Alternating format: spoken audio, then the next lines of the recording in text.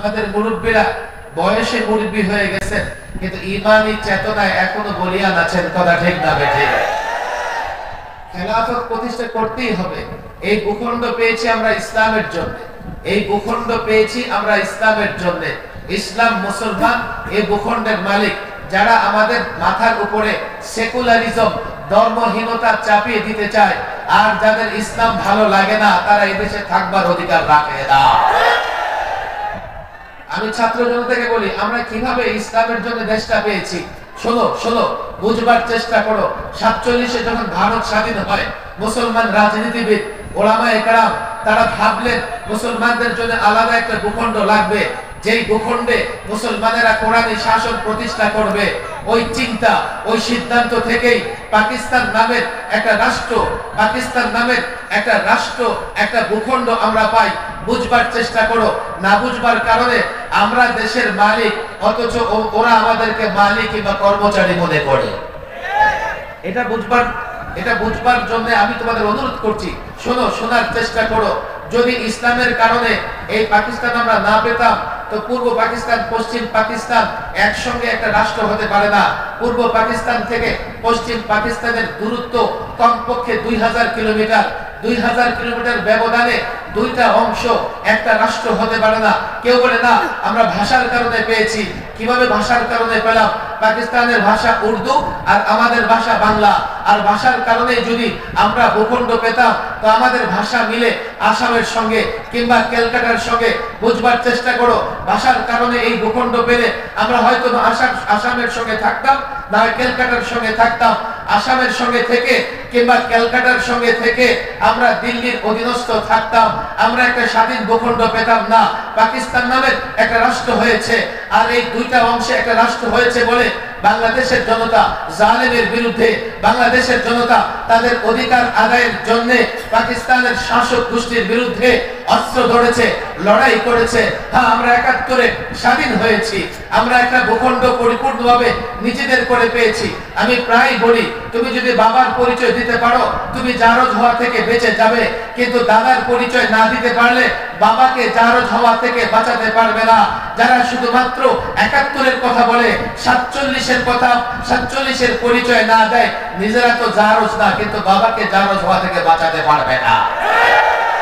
এই ভূখণ্ড পেয়েছি ইসলামের কারণে। শোনো, 71-এ আমরা স্বাধীন হয়েছি, এই ভূখণ্ডটা বাংলাদেশ নামে একটা রাষ্ট্র হয়েছে। বুঝবার চেষ্টা করো। 71-এ স্বাধীন, 72-এ একটা সংবিধান প্রণয়ন হয়েছে। 72-এর সংবিধানে হঠাৎ করে এদেশের মানুষের উপরে চাপিয়ে দেওয়া হয়েছে সেকুলারিজম, ধর্ম নিরপেক্ষতা মতবাদ।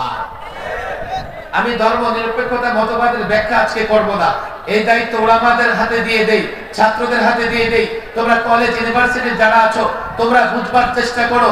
ধর্ম নিরপেক্ষতা প্রকৃতপক্ষে ধর্মহীনতা, আর প্রকৃতপক্ষে ধর্মহীনতা নয়, ইসলামহীনতা।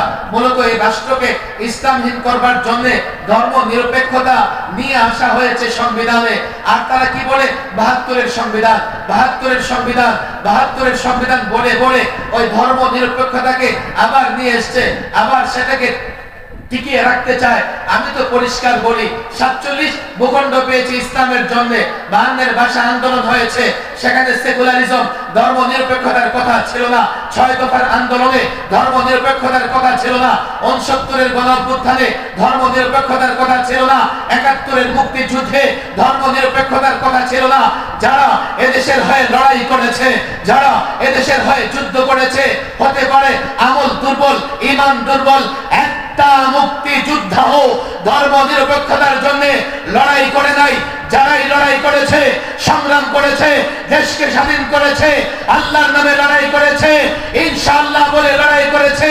আল্লাহর কসম করে বলি, বাংলাদেশিদের বিরুদ্ধে, মুসলমানদের বিরুদ্ধে সবচাইতে বড় ষড়যন্ত্র ছিল 72-এর সংবিধানে সেকুলারিজম নিয়ে আসা। ছাত্র জনতা বুঝবার চেষ্টা করো। লম্বা কথা আমি বলতে পারবো না, মেহমান আরো আছে। 72-এর সংবিধানে সেকুলারিজম নিয়ে এসে ইসলাম উৎখাতের ষড়যন্ত্র করা হয়েছে। 75-এ ওই ইতিহাস শেষ। 15ই আগস্ট শহীদ প্রেসিডেন্ট জিয়াউর রহমান, তিনি পঞ্চমবারের মতো সংবিধান সংশোধন করে দুটা কাজ তিনি করেছেন। এক, বিসমিল্লাহির রহমানির রহিম। 2 আল্লাহর উপর আস্থা বিশ্বাস। আর এর পাশাপাশি সেকুলারিজম বাদ দিয়েছেন। আমি তোমাদের যে কথা বলতে চাই, 1979-তে আমাদের সংবিধানে বিসমিল্লাহির রহমানির রহিম এসেছে, আল্লাহর উপর আস্থা বিশ্বাস এসেছে। 32 বছর আমাদের সংবিধানে এটা ছিল। 2011-তে এই পলাতক ফ্যাসিবাদী সরকার সংবিধান সংশোধন করে তাদের হাত কাঁপে নাই, তাদের বুক কাঁপে নাই, কারণ তারা মুনাফিক। বাংলাদেশের সংবিধান থেকে বিসমিল্লাহির রহমানির রহিম সংবিধানের বর্ডারের বাইরে দিয়ে বিকৃত অনুবাদ স্থান দিয়েছে।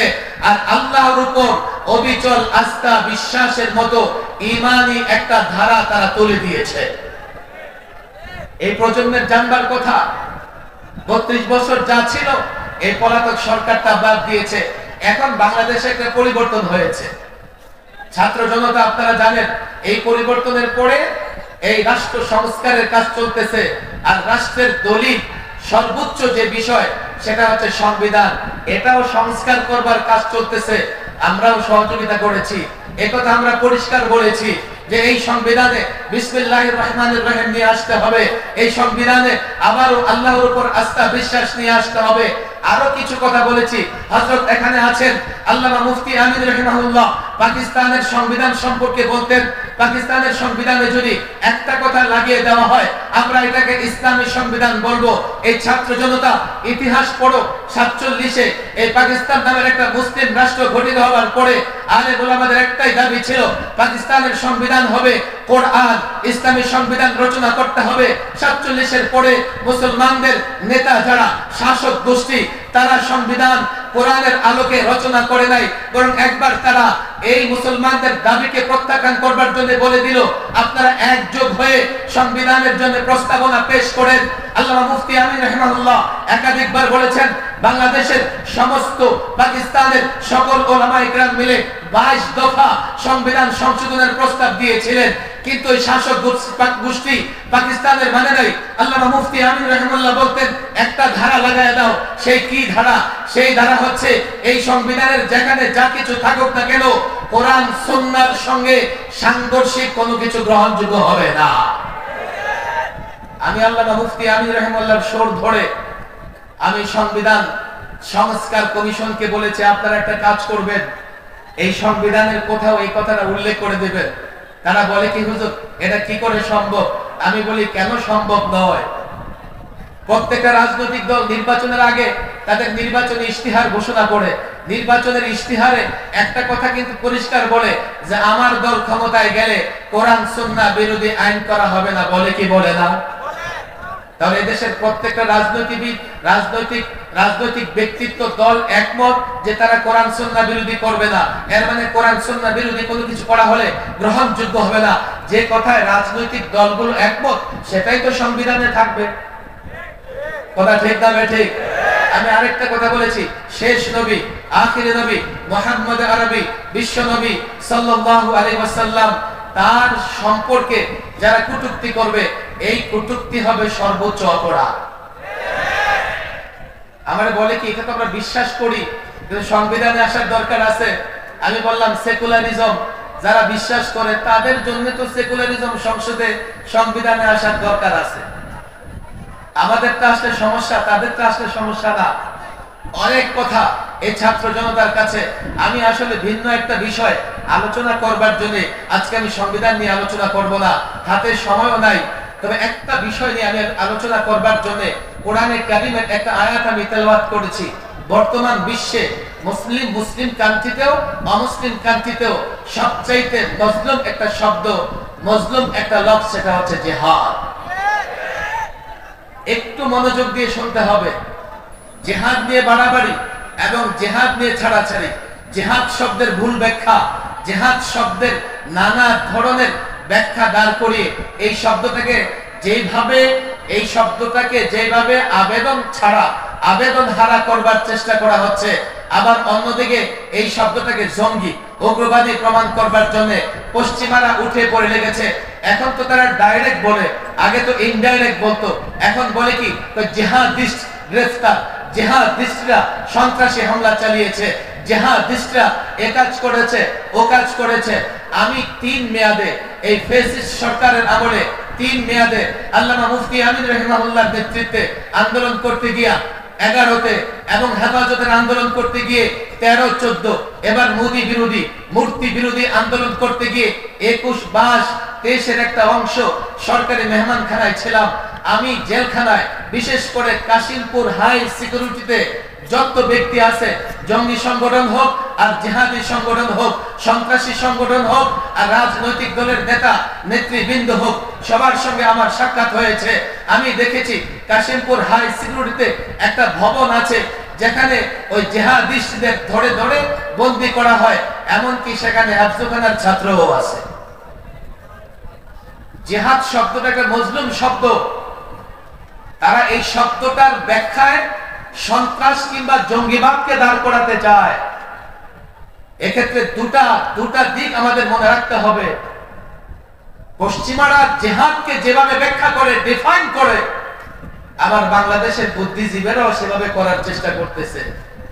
কেন রে ভাই?